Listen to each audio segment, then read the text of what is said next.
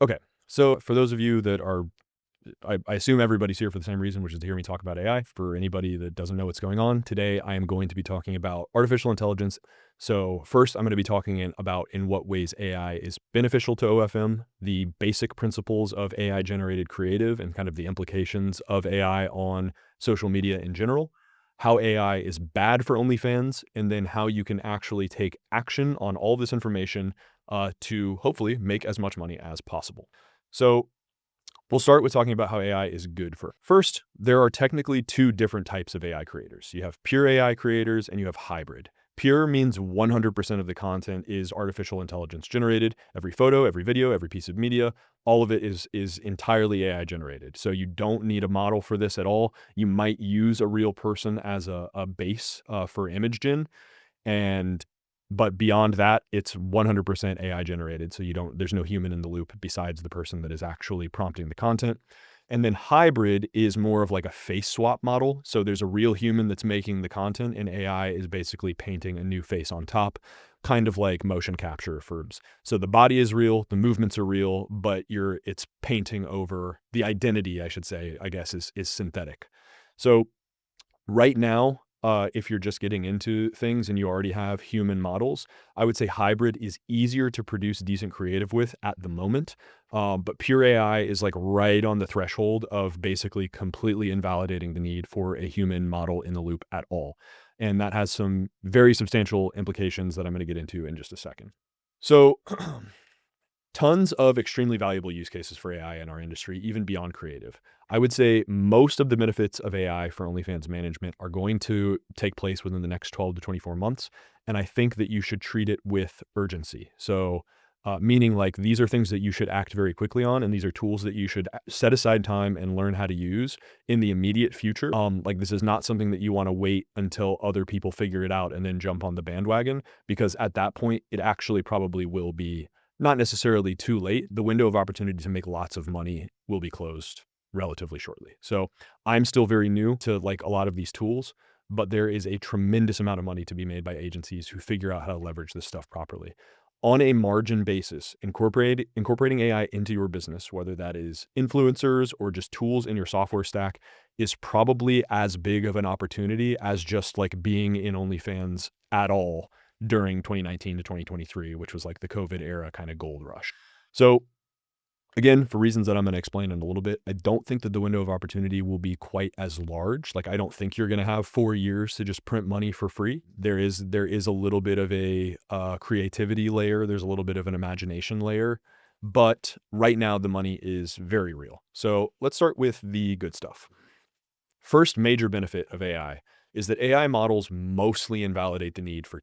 So this is the single biggest unlock in all of this for four major reasons. One, you have no more rev share agreements. AI influencers don't get rev share. They're not people. They won't quit OnlyFans. They won't leave you for another agency. So this is a way that you can simultaneously de-risk your business and also cut your single largest cost. So kind of insane. Just thinking about it in those terms, huge deal. Models are also typically the biggest bottleneck in content creation. So models get sick, they cancel shoots, they have bad days, they get boyfriends who pressure them to quit. Everybody who's in this business has probably dealt with one or more of those issues at some point. But by systematizing content production with AI, you remove the most unpredictable variable in your entire operation, which is 99% of the time, the model. You also own the IP. So there's no contract dispute about who owns the brand, who owns the content, who owns the accounts. You are the creator, right? The creator is the agency. So there's no opportunity for legal dispute. There's none of just no bullshit basically. And then obviously AI is also infinitely scalable. So you obviously have to have processes in place in order to leverage it properly, but you can run 5, 10, 50. If you have the resources, you can run 1,000 AI creators simultaneous. If you try to do that with human models, it's not gonna go well. It takes a long time I speak with agency owners who are running, between 60 and 100 models pretty regularly. And it's taken them years and a substantial amount of operations background and experience to build their agencies to the point where they can actually sustain that and deliver results for that number of creators. So if you're just starting out, extremely unrealistic for you to expect to be able to run 50 models effectively. But if you're just starting out with AI creators, you can probably get there, assuming that you're like a reasonably competent operator, you can probably get there with any huge leverage there. And let's talk about leverage. So beyond the OnlyFans creator side, what AI tools are now reaching the point where you can compress what used to take entire teams of people into a single workflow that a single person can run. So you're eliminating so much hiring. Like if you've ever grown a business, a lot of people in here are probably solopreneurs like me, where you're running very small teams, or maybe you're just like doing it entirely on your own. AI increases your ability to do that probably like 100, maybe even 1,000x, depending on the level that you're operating at. So there's obviously the content generation piece. So you've got Nano Banana, you've got Veo 3. There's a million different AI image gen and video gen models now. So, and we'll get into the content generation piece later. That's obviously a huge upside. But I think the big headline right now for anybody that's on Twitter, you've probably seen a bunch of stuff about OpenClaw. So tools like OpenClaw, for those of you that are not familiar, OpenClaw is basically just a local instance of an LLM that you run on a machine independently. So like, let's say I have like right now I'm running it on a MacBook. It's literally on the desk right next to me. It's just a terminal that I keep open at all times, and I can plain text just say, hey, I'd like you to do this for me, and it will do it. And it will do it extremely well. It will do it. If it doesn't know how to do it already, it will figure out how to do it. So I'm going to show you the website that hopefully this works. Let me make sure that it's actually updating in real time. Can you guys see that I just changed tabs? I just want to make sure, or am I still on the present? So this website has all of so this is like a landing page for my course. I'll talk more about this in a little bit. This is all of my free resources that I've ever created. All of them are housed here. You can download them for free. This is my new consulting landing page. OpenClaw built this in 10 minutes with plain text prompting. I basically just said, hey, look at my entire Notion hub. I read every single thing in my Notion hub, analyze how I write copy and try to reproduce it, and then build a fully functional website with XYZ features. So it was a long prompt. It probably took me maybe 10 minutes to type the prompt, but in that single prompt, it produced this entire fully functional website and deployed it. And it did all of that for the cost of this domain, which is $12. So, again, I was explaining to the chat before everybody hopped in. Earlier this morning, every morning when I'm walking my dog, I do like a brain dump. And so I just talk into my phone for 15 to 30 minutes. I did my brain dump this morning. I uploaded the transcript. I sent the transcript via WhatsApp to OpenClaw. And by the time that I got home from my walk, it had executed everything that I wanted to do that day already, which was, in reality, for a human employee, I would have to hire 3 different people, and it would probably have taken 2 to 3 weeks, if not longer, to do everything that I asked it. For a lot of what I asked it to do, it would take a human employee probably more like a month. So it's very, very, very difficult to overstate how insane of a force multiplier. So, and OpenClaw works for everything. You can use this to build custom software infrastructure. Like the use case that I'm talking about is relatively unsophisticated. I'm not building applications. It's a website, right? There's nothing super fancy going on here, but it's something that I need. As I get better at it, I'm probably going to get a little bit more imaginative as I understand the capabilities of the software, and I'm probably going to start building custom software, and I'm never going to have to write a single line of code to do it. So that's the level that we're at now. And I think that with some imagination, strict parameters, and good prompting, you do have to get good at prompting. You have to start understanding how to actually communicate with the machine. But if you're talking about, let's say that your struggle is like a creative workflow, you can create an AI agent that automatically and consistently generates ideas, writes scripts, and then actually produces content without writing a single line of code at a fraction of the cost of building an entire creative. So we are now at the point where AI tools, as long as it doesn't require interacting with physical objects in the real world, AI tools can now do and build just about anything in the realm of bits with plain text inputs. So custom software purpose-built for your agency's needs, workflow optimizations, inbox management, analytics. It's an incredible personal assistant. The sky's the limit now. So this stuff is insane. If you have not already tested out OpenClaw, you need to do it literally the second that you get off of this live stream. Arthur C. Clarke's third law is any sufficiently advanced technology is indistinguishable from magic. And this is the first time in my adult life that I have used a technology that legitimately feels like. So again, that's how I built that entire website in 10 minutes, like one prompt, my copywriting style, some basic vague features that I wanted, a color scheme, and then OpenClaw proceeded to design, code, and deploy this entire website for me in under 12 minutes, or sorry, in under 10 minutes for $12. The tools are only getting better. And the net effect is that the operator who takes the time to understand these tools can have between 10 and 1,000x the output of somebody who doesn't at again, a tiny, tiny fraction of the cost of hiring all of the employees or contractors or vendors, not to mention the headache of all of that. Like I spent $5,000 or something. Maybe it was less than that. Maybe it was like $2,000 or $3,000 on a website a couple of years ago that looks worse than this, is less functional than this, and that I no longer use. And this is a better website that I can edit in real time with plain text inputs, that with like custom CSS, I don't have to, it's not like Squarespace where you're limited in the number of things that you can do. And this thing built it for me. I didn't have to spend any time doing it. So I'm going to take a second to drink some water and answer some questions. Would you suggest using and setting up OpenClaw on your personal working Mac, or is it better to have a separate device for it? Generally, from a security perspective, consensus seems to be that it's better to have a separate device for it. I have a separate device for it, so I wouldn't let this thing touch my Mac Studio. I will say that you can be pretty specific in the parameters that you give it and like the permissions that you give it. But if you want to play it safe, I would just buy a new computer and set this thing up on it. And then if you need to give it access to specific accounts, you can create accounts for it. And then anything that has an API, you can just give it the API key and it'll interact through the API. So again, all of that stuff. The insane thing about this is also that if you don't know how to do something, you can ask it how to do it. So if you don't know, like earlier, I think yesterday, I was trying to automate my image gen, like my thumbnail generation workflow, to produce like AI assets for videos and thumbnails for YouTube videos. And I basically, in plain text, just said, hey, OpenClaw, make 30 images with like that represent, I fed it a script. I said, find the like most emotionally impactful parts of the script that I wrote, and then create prompts for images to accentuate those points visually, and then enter those prompts into Higgsfield and generate 30 images. And it did it. It did it very quickly. I didn't have to, and it taught itself how to do that. I didn't have to explain like, hey, this is how you use Higgsfield. This is like you would with an employee.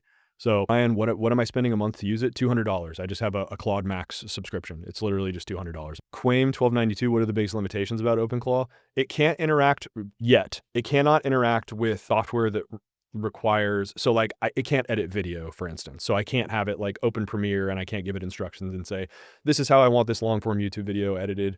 So a lot of like tasks that still require a lot of like taste or manual inputs, it struggles with. But you can open up like an OpenClaw, and again, it'll tell you how to do this. You can open up there's a Chrome extension called like OpenClaw Relay or something like that, and it can just like manually operate web pages if it can't interact with the API for the website. So really, really, really insane stuff. Okay, on to the next benefit. AI chatting. This is a big one specifically for OFN. People have been working on AI chatbots for OF for a long time. And I think that we are finally getting close to a viable product. And this is kind of the holy grail for OFM. As soon as somebody figures out really good AI chatters that can sell effectively to all of the major consumer archetypes, so your time wasters, your transactional spenders, and your whales, we're going to see another incredibly sharp drop in overhead costs. And right now, I think the margins for OF are kind of narrowing because there's a lot more competition. Models are kind of like, if you're still doing the traditional thing, like model rev share tends to decrease over time. So if you replace the models with AI creators and you replace the chatting with AI chatters, you basically have no costs anymore. So based on what I see now and at the current rate of improvement, I think that we will have really solid AI chatting probably inside of a year, maybe even faster. So the stuff that exists today, you have plug and play software like Super Creator that's already a perfectly serviceable SDR type chatter. It's not replacing your best chatters. It's not replacing the guys that are like managing your whale accounts. It's not amazing at selling, but it can handle time wasters. It can handle transactional spenders to some extent, and it does it with a much higher level of linguistic proficiency than 90% of human chatters. So on a language and conversational basis, I think it's already better. I think it's just worse at selling currently. There's also a lot of people that are working on homebrews and custom trained models that are fine-tuned to specific creator personalities. Super Creator does that with their product, but there's obviously, like, if you want to cut out some of those costs, you would just train the model yourself. And then again, that's your two biggest expenses eliminated. All of it is getting pretty good. AI is definitely better at conversation than your average chatter. And while chatters are still better at sales, AI will very soon be able to navigate the entire sales process as adeptly as all but your most skilled salespeople. So this is something to keep an eye on. Super Creator is the biggest product right now, but there's plenty of competitors, and I can only imagine that there's going to be more. And with tools like OpenClaw, it's quite possible that people are just going to be able to build this stuff themselves with any. I'm going to answer one more question. We have VAs that do cold outreach on screen mirrored phones. Do you think Claude could replace them? Almost certainly. Yes, almost certainly. When you say cold outreach, I assume you mean cold outreach to models, like through social media. Yeah, that almost certainly can be automated. You would probably just feed Claude or OpenClaw the Instagram API key and let it do it, like similar to like how ManyChat works or something like that. So bottom line on upside, like to recap all of the benefits, if you're a competent operator who understands these concepts, who can conceptualize these benefits, and you can learn to apply these tools quickly, I truly think that even if you're totally brand new, I truly believe that you can reasonably make a healthy 6 figures in profit in year 1 of implementation. And if you're really sharp and focused, you can do $1 million or more. The huge caveat to all of that is that none of the additional leverage from AI matters if the marketing piece of your business isn't functional. Because OFM is still fundamentally a digital marketing business. And no matter how good your operational backend is, and no matter what kind of marketing you're doing, the universal constant is that creative is king. AI is not that good at creative yet. And I'm gonna talk about like why what the current use cases for AI creative are, and maybe a little bit about the future. So if you're new to marketing, creative in this context just means the actual content, the customer-facing content that you're producing. So typically that's going to be pictures, video, and then ad copy or captions for organic, social, or paid ad. So first thing, a lot of people very, very commonly ask question, people ask me how I feel about AI slop.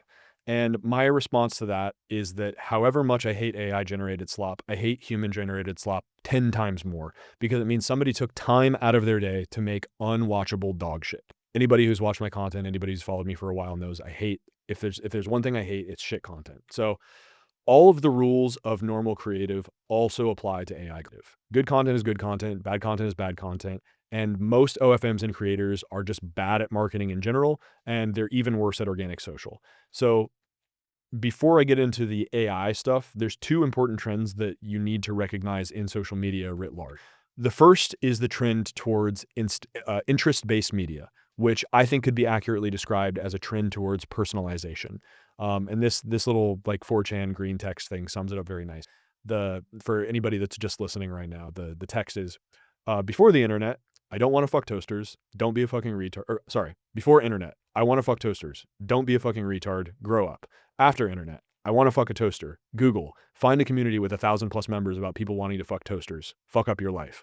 So the point that I'm trying to make here is that there are increasingly niche like subcultures and groups of like interest-based groups, and social media is now optimized towards serving those groups. And it's only going to continue to get more personalized. So as interests get more niche, increasingly, the easiest, fastest, and most lucrative way to approach social media is to develop a monopoly on a small to medium-sized niche rather than the old method, which is to try to appeal to a broad audience and basically make like thirst trap, low effort type content that's broadly appealing to horny men. There's a good reason that stuff doesn't work anymore. And it's because the social media paradigm has completely inverted from a few. So it's very, very important that you adapt to this. I'm actually going to be dropping an entire video about the history of social soon, and like why, a lot more detail about why this is happening. But I also think, like, just from a broad strokes perspective, like it's very obvious that this is happening if you look at what social media looks like relative to what it looked like even like 2 or 3 years ago, and if you think about it for more than 5 seconds. The second big trend is accessibility for creators. So it's becoming way, way easier for quote unquote normal people to achieve like legitimate celebrity status and mainstream awareness. If you look at the most popular media figures in the world right now, it's not necessarily like A-list Hollywood actors. It's just normal guys that know how to entertain. You have like Kai Cenat, Show Speed. These are not like, there's nothing particularly special about these guys other than the fact that they have a platform and they're good at entertaining people. And naturally, what this means is that there's more competition because everyone wants to be an influencer. Basically, anybody with an iPhone can be an influencer, can become an influencer. And the technical barrier to entry for the foundational skills of influencing or like just content creation, like video editing, are non-existent. So it's easier to do it than ever before. And that means that if you want to have any leverage on these platforms, you have to provide value to the audience. And the best way to do that is to create content that people actually enjoy watching. So what AI creative changes is that it's way easier and cheaper to produce. You don't need to buy props. You don't need cameras. You don't need lights for your models. You don't need to rent shoot locations. With AI content, it costs the same to wingsuit through the Grand Canyon or like do a backflip off of the Eiffel Tower as it does to do like a normal talking head video in your. So two implications here. The first is that you need to raise the bar for creative. Once you get good at prompting, you can do almost anything with consistent characters across generations. And the reality is that like content is necessarily as a consequence of that going to become more exciting, because why would I want to watch an AI influencer just talk in like a flat monotone in a sterile white-walled office when she could be delivering the same lines on a motorcycle or jumping off of a building or something? So what that means for quote unquote real creators is that you're now competing with, you have like a sort of an impossible standard of quality to meet in terms of what can be like the types of creative that can be produced. And so you need to be laser focused on being really, really appealing to your audience. The second implication of this is that as much content as there is right now, there is going to be hundreds, maybe even thousands of times more content very soon because everyone can produce it. And this is where the concept of the attention economy becomes very important. I think that people tend to forget that attention is a resource, right? And when the getting was good in 2019 to 2024, when OFM was really, really easy, a large part of the reason that it was easy is because everyone had infinite attention. Everybody was sitting alone in their rooms, jacking off all day, getting like stimulus checks and PPP loans. So now that's not the case anymore. There's a finite amount of attention available, and you have to actually earn people's attention. So the bar for like good enough content is rising very quickly because the overall volume of content, and especially of bad content, is also rising very quickly. So I think this is going to be net negative. Specifically, it's going to hurt everyone in the space who is not laser focused on producing actual good creative and understanding what it means to produce good creative at whatever scale that they're operating at. A 7 out of 10 reel yesterday is a 3 out of 10 reel tomorrow. And 3 out of 10 reels have no chance in a media landscape where there's going to be a trillion pieces of content getting published every day. So the bar is going to get higher. There's going to be a lot more slop content, and anybody that is still producing slop content within the next 12 to 24 months, you're going to get absolutely fucking buried. I've been saying this for a long time now. AI is only accelerating this trend, but this is a trend that I do want to make it really clear. AI is speeding up the curve. It's raising the bar faster, but this is a trend that was already in place and has been very well established in the history of all visual media. Again, I wrote a whole script about this, so I'm going to save some of that for the actual long form video that I produced. But suffice it to say that like these are real trends that are observable throughout the history of all kinds of media. And you don't need to be a rocket scientist to see that people over time, as a particular like entertainment media becomes more popular, people develop a sense of taste and their preferences become more sophisticated. So, sorry, I meant to go to that slide earlier, I think. Nope, sorry. So the question now becomes, how do you adapt to this environment? And this is the reason that all of my content is about organic social and specifically how to produce genuinely good creative, because it's existential at this point. People have been seeing massive drop-offs in social performance for over a year now, and they have still not figured out that it is because this, again, the same content that was going viral for people between 2019 and 2024 is unwatchable now. It's bad. People don't want to watch their 11,000th thirst trap. And this is true even for the creators that like built their following on this content. I've talked about it in a few, but I've like mathed it out on a few streams and in one of my videos. Even like Sophie Rain, 8.5 million followers, 95 million net earnings in OnlyFans. If you look at her actual social media performance on Instagram, it's dog shit. The number of impressions and views that she gets on a relative basis to her followership is what you would expect from like a low tier creator who has no idea what they're doing. Now, that's mitigated by the fact that she has 8.5 million followers. So even a dog shit piece of content that only 20% of her audience sees is still reaching over 1 million people. But you have to think in terms of ratios. Her overall performance pound for pound is down. And if Sophie Rain is not successful with like making thirst traps and trending audio content anymore, you are absolutely not going to be. No creator is going to be successful with that blueprint ever again. So you just need to get it out of your head that it's even a possibility.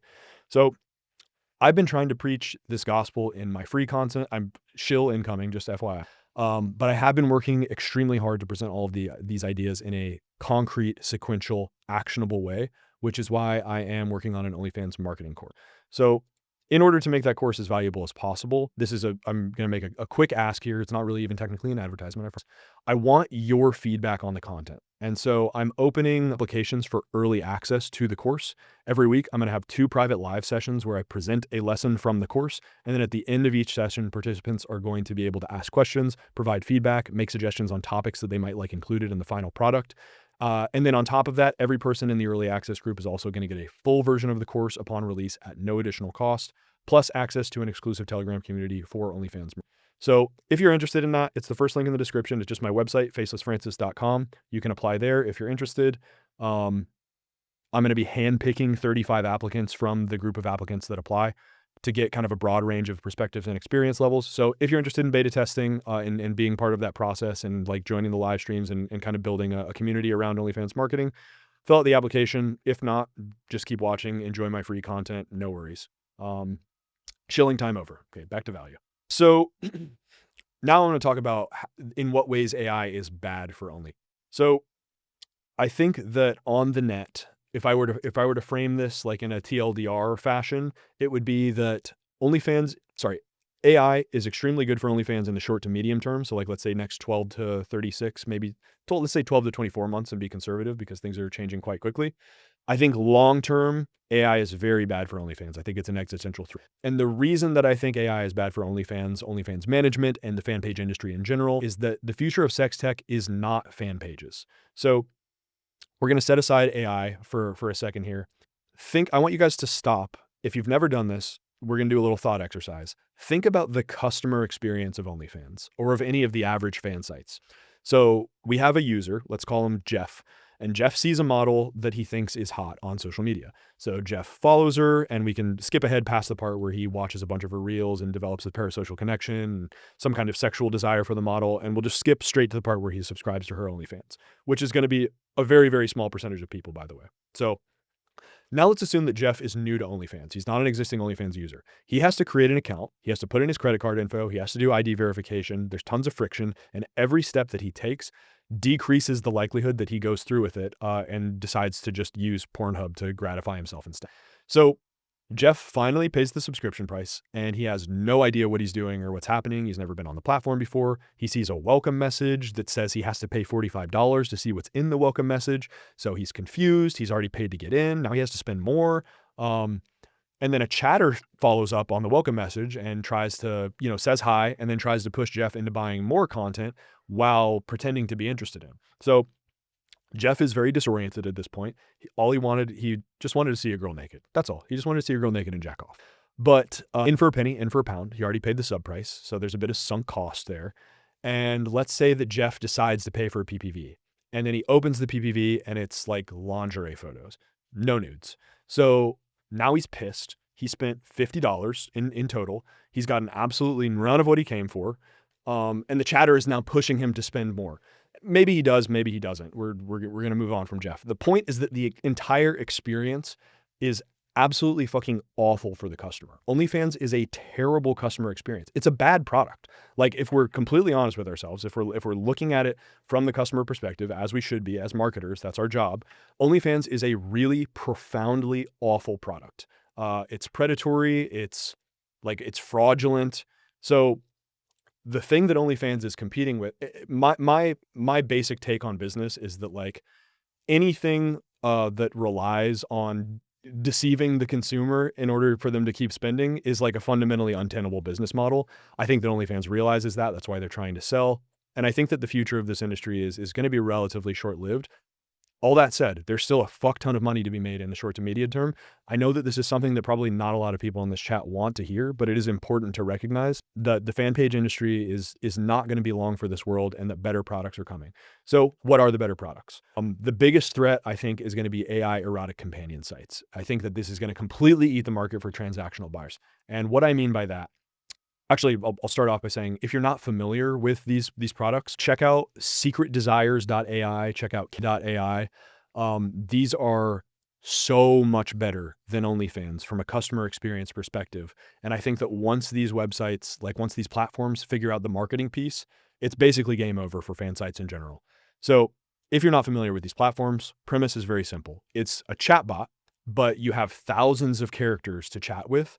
And it's usually like a mix of user-generated and platform-generated characters. You subscribe for a flat monthly or annual fee. That fee gives you access to all of the characters. So it's kind of like if you subscribe to OnlyFans as a platform and you got access to every single model's page, right? So right off the bat, you get way more selection, you get way more novelty, you have way more options.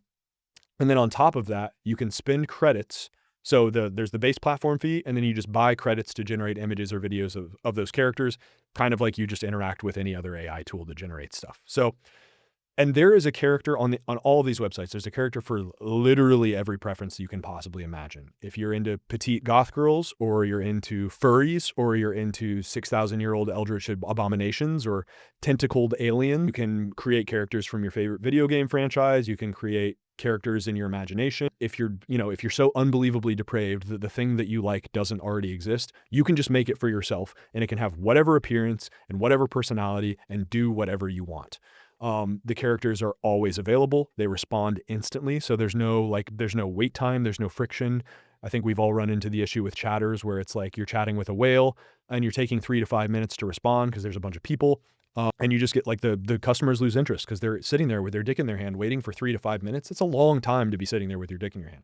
So, and then on top of all of that, all these characters are totally personalized. They respond to emotion. They respond to context. You can tell them, it doesn't have to be sexual, right? You can tell them about the hard day that you had at work, or you can have them tie you to a radiator and beat you with jumper cables until you come. Doesn't matter, whatever you want.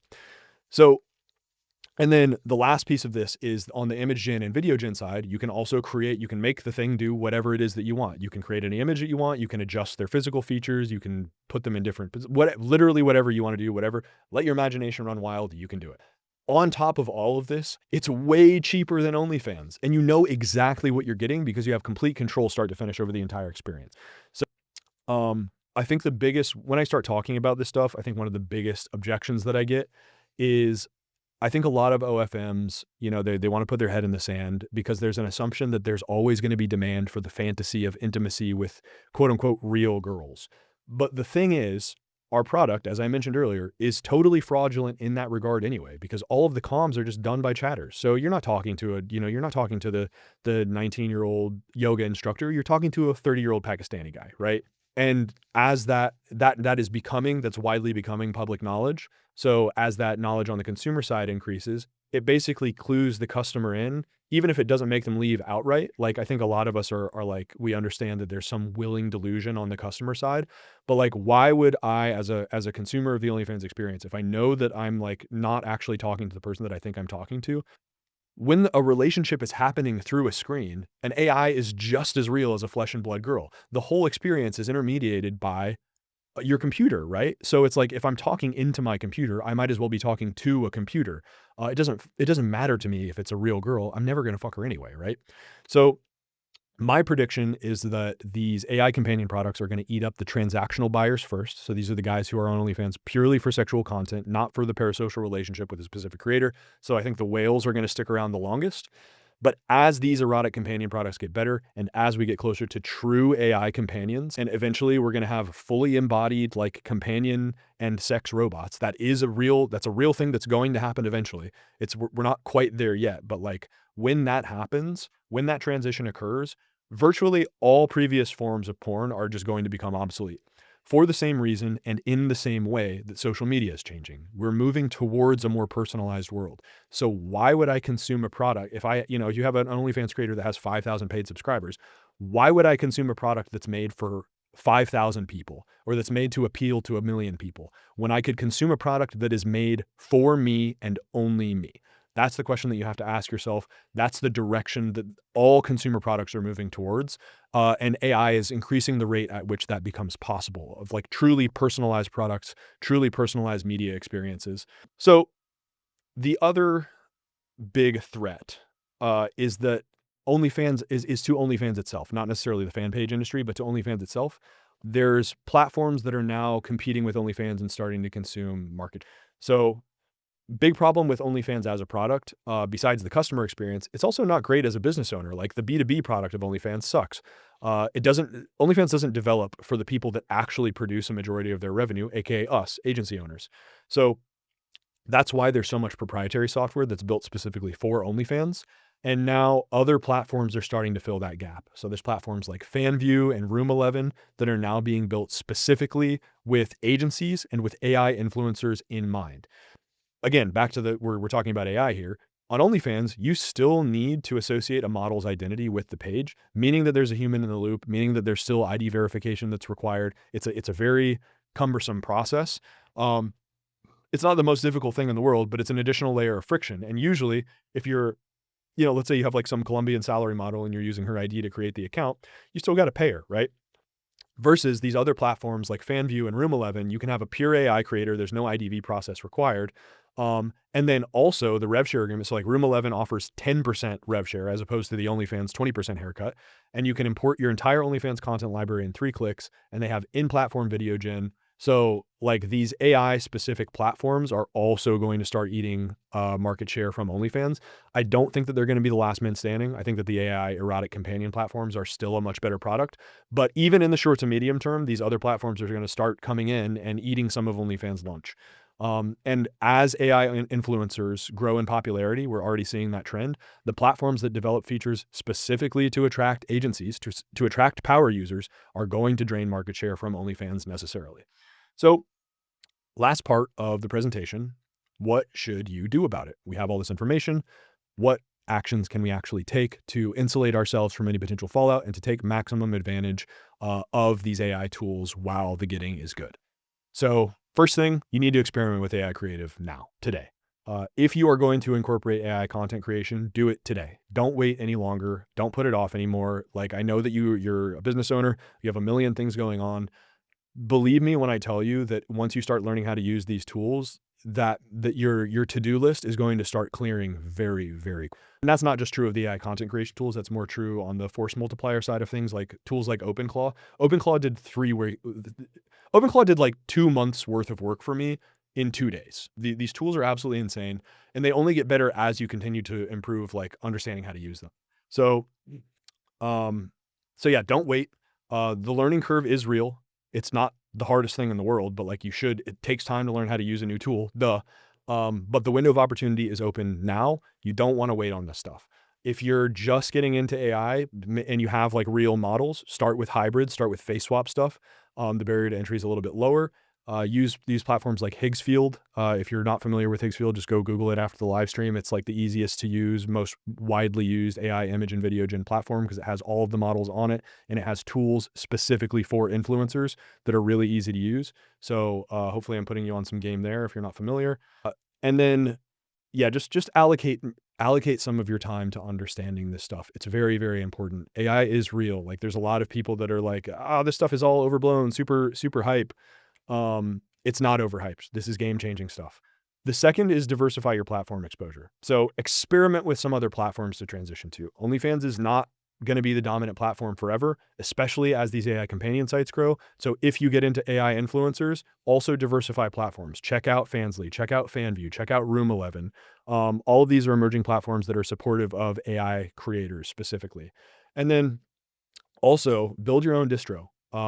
If you're like me, where you have non-management or non-agency products, build your own distribution networks. Don't rely on social media completely. And I think also that like in general, the whale experience, so like the girlfriend experience, is always going to be desirable in some capacity. And there will always be niche demand for that from quote unquote real girls, real creators. And so being able to monetize directly from a customer through something like Telegram, as opposed to like these bigger platforms that take a huge haircut, might be advantageous.